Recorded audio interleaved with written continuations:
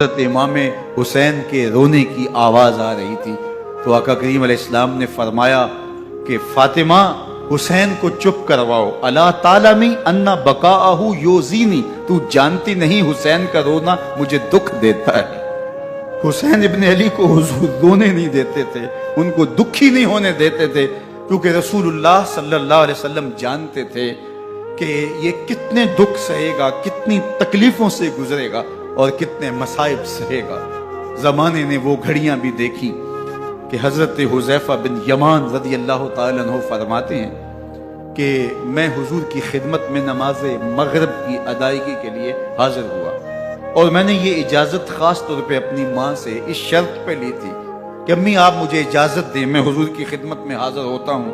مغرب کی نماز بھی ادا کروں گا اور پھر حضور سے عرض کروں گا حضور میرے لیے اور میری ماں کے لیے بخشش کی دعا کر دیجئے۔ ماں نے اس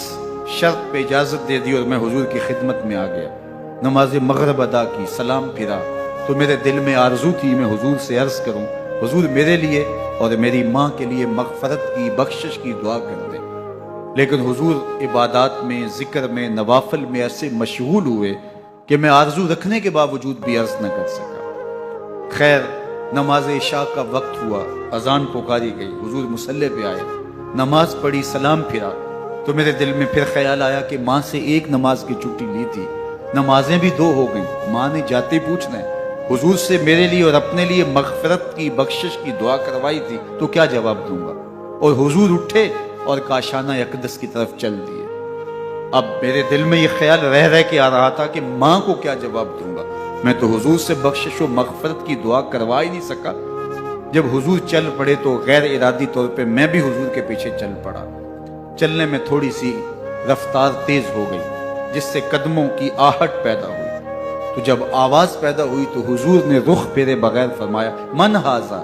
میرے پیچھے پیچھے کون آ رہا ہے؟ پھر خود ہی کہا حذیفہ تو نہیں، تو میرا دل دھڑک رہا تھا، قلت نعم، میں نے کہا جی جی حضور میں حذیفہ ہوں۔ فرمایا ما حاجتوں کا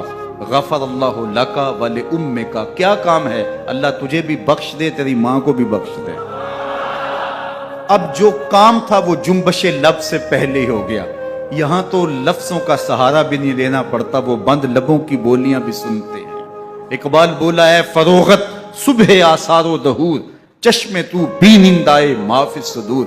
تیری نظر تو سینوں کے چھپے راز بھی دیکھتی۔ تو کہا ما حاجتوں کا غفر اللہ لکا ولأمکا، اللہ تجھے بخش دے تیری ماں کی بھی مغفرت کر دے، کیا کام ہے؟ اب جو کام تھا وہ تو ہو گیا۔ تو میرے حضور نے ارشاد فرمایا حذیفہ سنو، ابھی ایک فرشتہ آیا ہے جو اس سے قبل دھرتی پر پہلے کبھی نہیں آیا، آج پہلی مرتبہ اللہ سے اجازت لے کے دو کام کرنے آیا ہے، ایک تو مجھے سلام کرنے آیا ہے اور دوسرا خوشخبری دینے آیا ہے کہ آپ کی بیٹی فاطمہ جنتی عورتوں کی سردار ہے اور حسن اور حسین جنتی جوانوں کے سردار۔ ایک طرف یزید ناپاک محسون کا پلیت بیٹا اور ایک طرف محمد عربی کا نواسا، فاطمہ کے دودھ کا اثر، علی المرتضیٰ کے خون کی تاثیر، رسول اللہ صلی اللہ علیہ وسلم کے کندھوں پہ بیٹھنے والا۔ ایک دن حضور نے امام حسین رضی اللہ تعالیٰ عنہ کے ہاتھ پکڑ لیے اور ان کے پاؤں اپنے پاؤں پہ رکھے اور پھر فرمایا بیٹے آگے بڑھو، اور ان کے پاؤں حضور کی پنڈلیوں پہ آئے، پھر کہا بیٹے اور آگے بڑھو، حتیٰ کہ ان کے پاؤں حضور کی رانوں پہ آئے، پھر فرمایا بیٹا اور آگے بڑھو،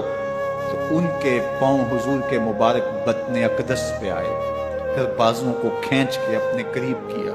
اور حسین ابن علی کے منہ میں اپنی زبان رکھ دی، اور وہ اس طرح چوس رہے تھے جس طرح کھجور چوسی جاتی ہے۔ تو اللہ کے محبوب علیہ السلام نے حسین ابن علی کو اپنی زبان کا لعاب دہن دے کر کے، وہ شیر رحمت دے کر کے، وہ کوثر و تسلیم سے پاکیزہ تر آب رحمت عطا کر کے ان کی ہمیشہ کے لیے پیاس بجھا دی، تاکہ کل کربلا کے تپتے ہوئے ریگزار میں حسین ابن علی کو پیاس کی شدت تنگ نہ کرے اور پائے استقلال میں لغزش نہ آنے پائے۔ ان نازوں سے پالے ہوئے حسین کو، ان محبتوں سے پالے ہوئے حسین ابن علی کو امتحان بھی اتنے بڑے درپیش تھے۔ یاری تیری سونا پر ازمیشاں تیریاں اگ، سونا پرکھیا جامدہ ہے نال اگاں دے لگ۔ جتنا بڑا شخص ہوتا ہے اتنی آزمائشیں بھی بڑی ہوتی ہیں۔ پیغمبر رحمت کی آغوش میں کھیلنے والا، حجرہ فاطمہ کا جانشین، مصلی رسول کا